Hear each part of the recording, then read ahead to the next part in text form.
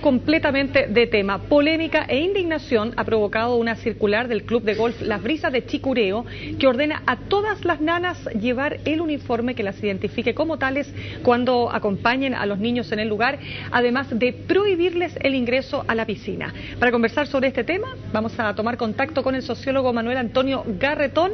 Manuel Antonio, muy buenas tardes y gracias por este tiempo que se ha dado con nosotros aquí en CNN Chile. Hola, ¿cómo estás? Gusto de saludar. Bueno, Manuel Antonio, me gustaría preguntarle qué ve usted detrás de esta circular y de, por supuesto, las distintas reacciones que ha motivado.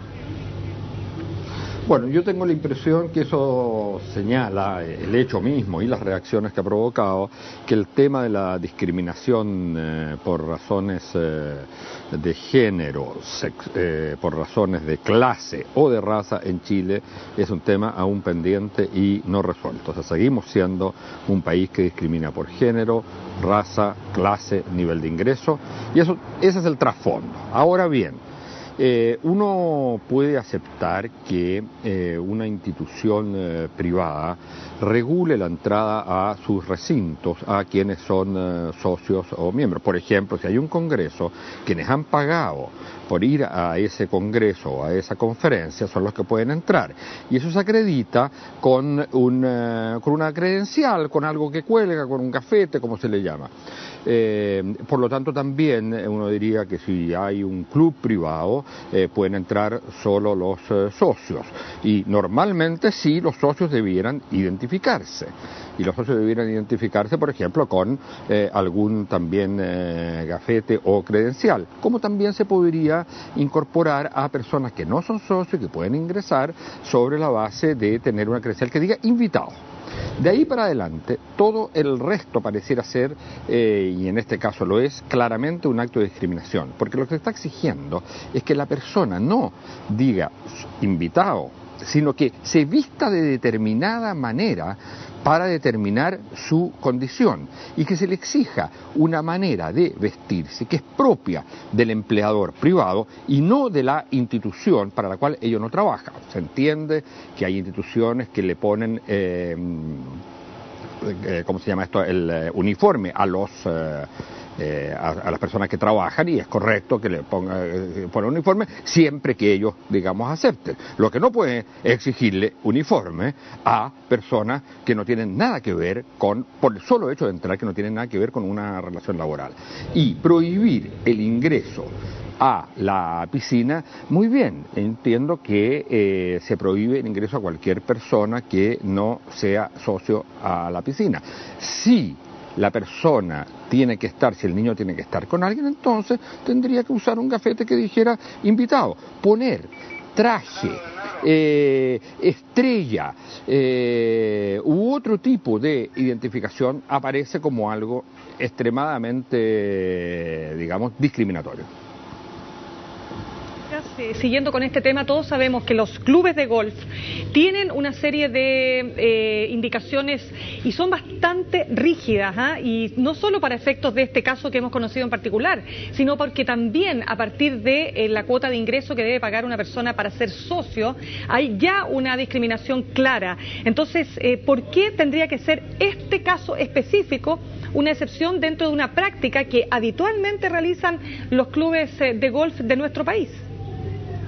No, a ver, perdón, es que aquí hay otra cosa distinta, digamos, un club de fútbol también para ser socio cobra, digamos, una cuota, y si usted quiere tener ingreso preferencial a través de un asiento, compra un asiento ahora, y eso vale extremadamente caro. El punto no es ese, el punto es que si a los lugares públicos se cobrara, eso sería una discriminación. A los lugares privados se puede cobrar porque ellos quieren tener determinados tipos de socios. Lo que no pueden hacer es discriminar en términos de la persona que está adentro, que muestre ciertas características para que se diga, este es distinto, este no es de los nuestros. Eso parece que es estrictamente discriminatorio, sobre todo cuando se hace sobre la base de criterios raciales, de clase o de género. Manuel Antonio, ¿qué tan discriminada cree usted que es la nana en nuestro país, la asesora del hogar? Yo creo que existe una discriminación en el sentido que hay una visión relativamente peyorativa de su trabajo en ciertos medios sociales. Yo creo que en ese sentido se ha ido adquiriendo una creciente conciencia que se trata, en la medida que el trabajo tenga que estar regulado por normas laborales, que tenga las condiciones de dignidad, que no se le exija sobretrabajo, que no se le considere para algunos efectos miembros del hogar y para otros efectos no. En la medida que se cumplan con las normas básicas de dignidad en las relaciones laborales, yo creo que se ha ido adquiriendo esto un carácter de un trabajo con un nivel de profesionalización que a mi juicio hay que respetar. No se trata que se haga el trabajo sucio, es un trabajo profesional y por lo tanto tiene que estar sometido a todas las normas de dignidad que lo tienen. Por ejemplo, para algunos recolectar basura puede ser considerado un trabajo de menor calidad. No lo es. No lo es, y lo que hay que hacer es darle a ese trabajo un nivel de profesionalización, de información, de capacidad técnica, que la persona sienta que está cumpliendo un trabajo y por supuesto un trabajo importante y por supuesto que es indispensable ese tipo de trabajo, pero por supuesto también con un nivel de remuneración digno. O sea, yo creo que todavía queda mucho por avanzar en un país en que todavía considera que hay trabajos que son para los pobres, para las personas, digamos, de menor niveles de ingreso o de ciertos sectores sociales. Y eso yo creo que todavía estamos muy distantes de haber alcanzado un nivel de sociedad en el cual todo trabajo es, porque es respetado como trabajo, se le hacen cumplir ciertas normas a los empleadores que implican dignidad, que implican capacitación profesional, que implican un nivel adecuado de remuneraciones. Sí, finalmente, Manuel Antonio, usted señalaba al comienzo que aquí lo que hay de base es una discriminación de clase, una discriminación de raza y por ingresos. De esos tres aspectos, ¿cuál diría usted o en cuál diría usted somos más discriminadores los chilenos? Perdón, también dije de género. También de género. Entonces, y eso me parece muy importante. Yo creo que hay una discriminación de género y yo creo que lo que ocurre es que tienden a juntarse y a acumularse.